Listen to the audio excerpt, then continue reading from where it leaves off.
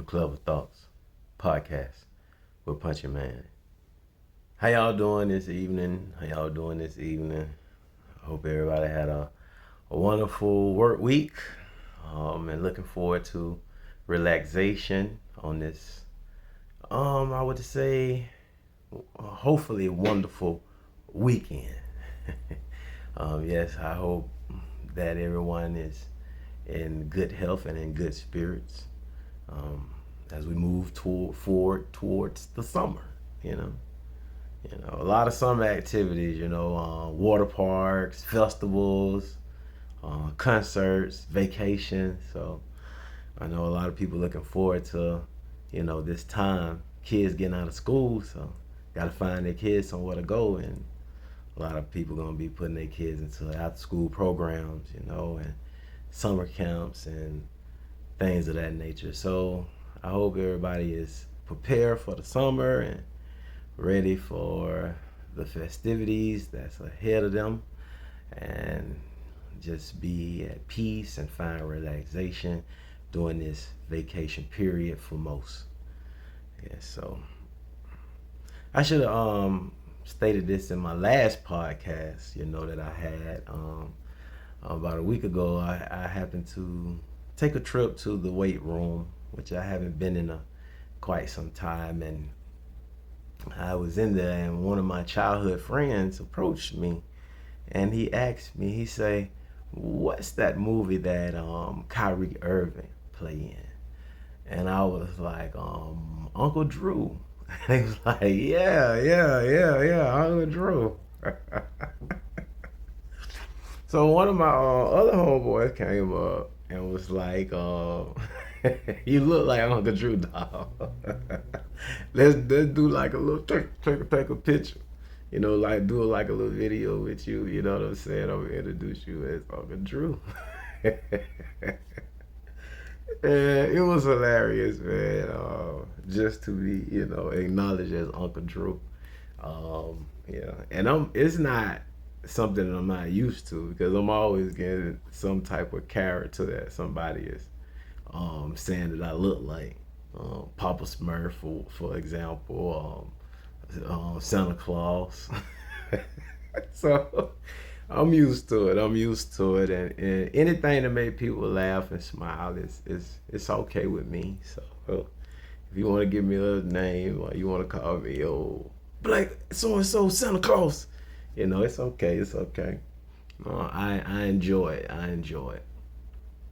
So last podcast that I had, I was speaking on Square One and Rock Bottom, and I was telling everyone that it was a difference, and I was gonna elaborate on it in this podcast, and I would tell you, from based on the information that I've been receiving, that Square One is literally you going back to the beginning, you starting over.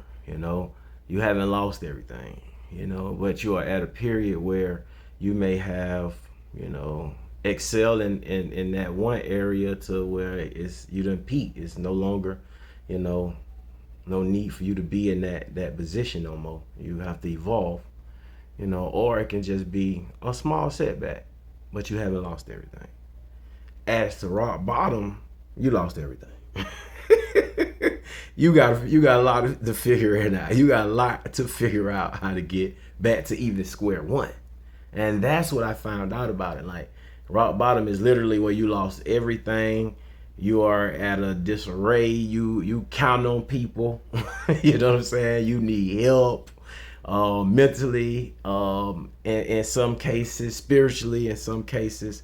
But you literally at a position to where, it's you got before you can get to square one, you got to figure out, how you can put yourself in this position.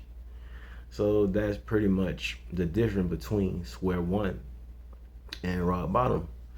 And square one, in a lot of cases, is not a bad thing. Like, you could take a job, for example. Let's say you done made the money that you're gonna make. Like, that's it. You're not gonna get more than what you're getting. But you have, became more educated in the field that you work in. You done built your network, system to being sufficient. Your representation is good. So you may have to consider, moving towards another field of work or going to, not necessarily a different field, but maybe be with another company that value you more. That can be considered as square one. You know, um, and sometimes we have to, literally move on. Sometimes God tell us to move on. Sometimes it's just literally the way things are, showing us that hey, it's time to move on because I deserve better. And you have to accept that challenge. I think about comfort zone too when I'm thinking about, a lot of thinking about, people being in a position to where they need to move on. A lot of us get comfortable, and we become so comfortable with routine. Become so comfortable with how things are just falling in line with us. We be so comfortable with shoot how we can get over. Everybody like that leeway. You know what I'm saying? We all want that leeway.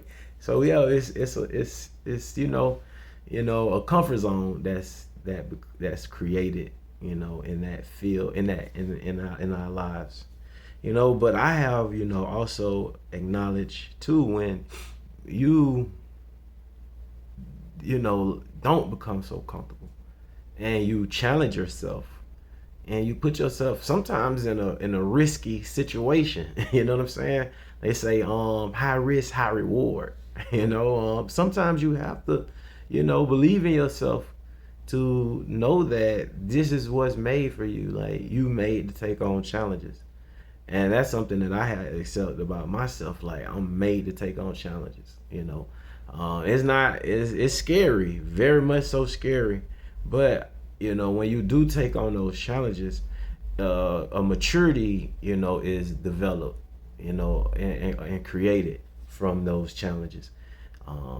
You learn, you become more experienced, and it's a part of your resume of life. Like it's a part of it becomes a tool that you can use for something else. Um, I give an example like when I was working at Boys and Girls Club. I was when I first was applied for like a program assistant job, and I was like literally wasn't thinking about you know nothing higher than that. I was just thinking about literally just working at the time, building a resume. I always had plans to do things, but at that time I wasn't thinking about you know a higher tier within that profession. And when I went on my interview, and my interview was impressive to my manager at the time. He was like, "Hey, I got two jobs for you. Yeah, you came in for this one, but I got two jobs for you. I got this one that you applied for, which you ain't gonna be really getting nothing out of that. You know what I'm saying? And I got this one where you can create a career from this one right here. And I would advise you to take this one that you can create a career and better your resume versus this one that's just it goes on your resume but it holds no weight and it's not sufficient to you becoming the man that you desire to be. So him explaining it to me like that, I accepted the challenge and it was wonderful, man, because I got to learn so much about like nonprofit.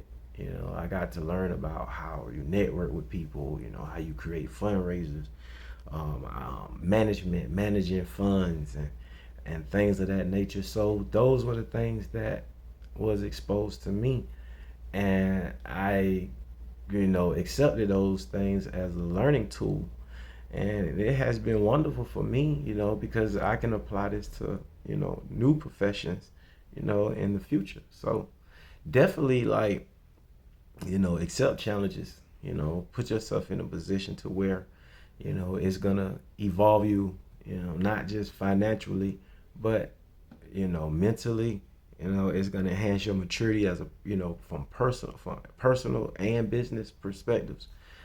Just position yourself to where you literally, are constantly learning. I love to learn. Every time I learn something new, I become so excited. You know what I'm saying? I become like a kid again. I be so excited when I learn new things, whether it be by myself, whether it be by nature, by life, in industrial, whatever it is. I love learning, because it's an impact. It impacts me. It's an experience, and it keeps me moving forward. It keeps me out of the unknown, because like we all know the unknown is scary, and it can be embarrassing, So like you want to be a part of, hey, I knew, okay, yeah, I know that, and you can relate to something versus where, let's say you're in a mass, you a bunch of mass, you around a bunch of people, and they having these conversations, and you the only one don't know about what they talking about. You feel awkward. You feel, like you feel defensive in certain situations, in certain cases as well, like in those situations. So definitely accept challenges, you know and just position yourself to be great. you know um I've been looking at this. Of course, we've been, distracted, like most people would say, by the Diddy trials. But I've been looking at I've been from watching YouTube, watching the Diddy trial and stuff like that. Something like has been like repetitive what I've been seeing, like with these women and the personal trainers, like Cassidy. I don't know how much we're supposed to speak, and like the that situation. Her husband is a personal trainer. I was looking at Shite, his wife Shani, was dealing with a personal trainer, and now Tom Brady, it comes out that his wife was dealing with a personal trainer, and it was like that was like a common ground for me to like, okay, well, look at why ain't nobody interviewing the personal trainers. And it was like, so it made me think, like, okay, why are the women, so, motivated and moved and stunned by personal trainers? Now, mind you, got all these other guys out here. You got, teachers, professors, police officers, doctors, lawyers, even entertainers. But when you look at the common ground of of women like messing around with guys, outside of their, successful, husbands, it's personal trainers. And so I started critiquing it a little bit. I say, well, one, they are attractive, because they in shape. Two, some of them, are, therapists. They listening to your problems, why they exercising you. That's a form of therapy. Um, they are really in tune with who you are. The workout transitions also to mental and spiritual, awareness as well. So, and it's a strong interaction, and then it's hands on. You know what I'm saying? Like he's actually assisting her physically, as well as he's he's tapping into her psyche as well. So, um, and it's also seeming like it also put that woman and him, I can see, in a sense of belonging, because you got to think about it. It's a bond that's being built. It's a relationship that's being formed. So the longer he's with her, it's almost like they're becoming connected. It's like, in certain sense, that's her second husband. in a lot of cases. As her second husband. So you kind of understand how I started seeing it, you know what I'm saying, from how I'm breaking it down. You know what I'm saying? So